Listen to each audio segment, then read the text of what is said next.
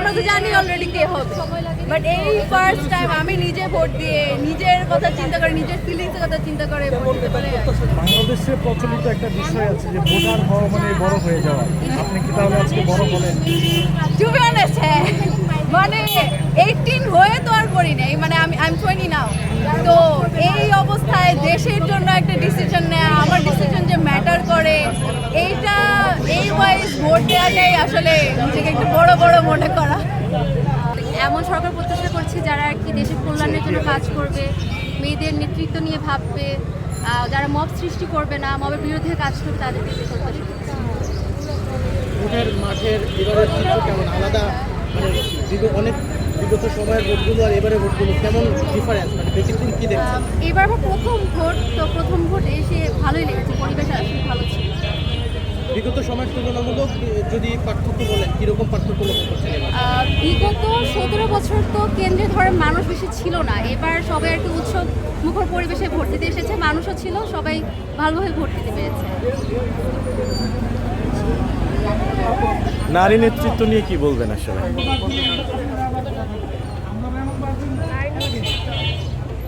আপনি বলেন।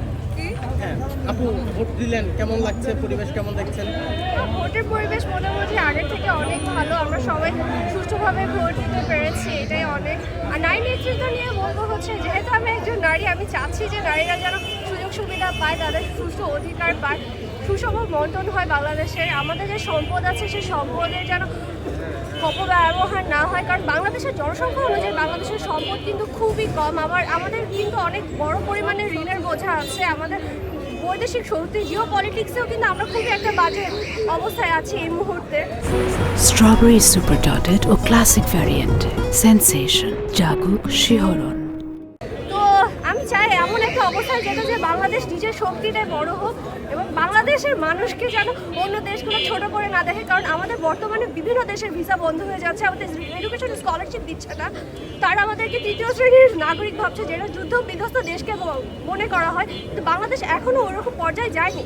তো আমি চাই এই অবস্থা থেকে আমাদের আগের থেকে তো ভালোই হোক, এবং আমরা যে মুক্তিযুদ্ধের যে চেতনা নিয়ে আমাদের হয়েছে 24শে গণ অভ্যুত্থান যেই জন্য হয়েছে, সেই স্বপ্নগুলো যেন আমাদের পূর্ণ হয় এবং এতগুলো মানুষের জীবনে যেন আমরা মূল্য রাখতে পারি। 8 আসনে দুজন প্রার্থী এগিয়ে রয়েছে, মির্জা আব্বাস, পাটোয়ারি। আপনারা কাকে চাচ্ছেন? যে যোগ্য হবে, যার উপর আল্লাহর রহমত বেশি হবে, সেই আসবে। একটি হচ্ছে গণভোট দিয়েছি, গণভোটের জন্য দিয়েছি, আরেকটি ভোট দিয়েছি হচ্ছে আমাদের এলাকার প্রার্থী নির্বাচন করার জন্য, কাকে আমরা ক্ষমতায় দেখতে চাই, কাকে আমরা এলাকার উন্নয়নের জন্য দেখতে চাই। আপনার ইয়াটা একটু দেখেন। নির্বাচনী পরিবেশ কেমন? নির্বাচনী পরিবেশ যথেষ্ট ভালো, এটাই। আচ্ছা, জেনজি ভোটার হিসেবে আসলে কেমন প্রার্থী নির্বাচন করেছে? অবশ্যই যারা আমাদের এলাকার উন্নয়নের জন্য কাজ করবে, যারা আমাদেরকে হচ্ছে চাঁদাবাজি থেকে রক্ষা করবে, ইভেন আমাদের ফিমেল সেফটিটা অনেক ইম্পর্টেন্ট, সো আমাদের এলাকায় যেটা যে মানে রক্ষা করতে পারবে আর কি, আমাদের ফিমেল সেফটির জন্য রাতে যখন আমরা হচ্ছে এলাকা দিয়ে চলাফেরা করব, আমাদেরকে যাতে কখনো আতঙ্কিত না হতে হয় যে কোনো এলাকার বড় ভাই বা কোনো এলাকার মাস্তান, গুন্ডা মাস্তান যেন আমাদেরকে কোনোভাবে হ্যারাস না করে, সেটার জন্য যারা কাজ করবে, ওভারঅল মানে এলাকার উন্নয়নের জন্যই যারা কাজ করবে। তরুণ ভোটার হিসেবে প্রথম ভোট দেওয়ার পর অনুভূতি কিরকম? খুবই ভালো লাগছে প্রথমবার ভোট দিয়ে। সার্বিক নিরাপত্তা ব্যবস্থা কেমন দেখছিলেন? নিরাপত্তা ব্যবস্থা খুবই ভালো, সবাই খুব সাপোর্টিভ, সবাই খুব কোঅপারেটিভ।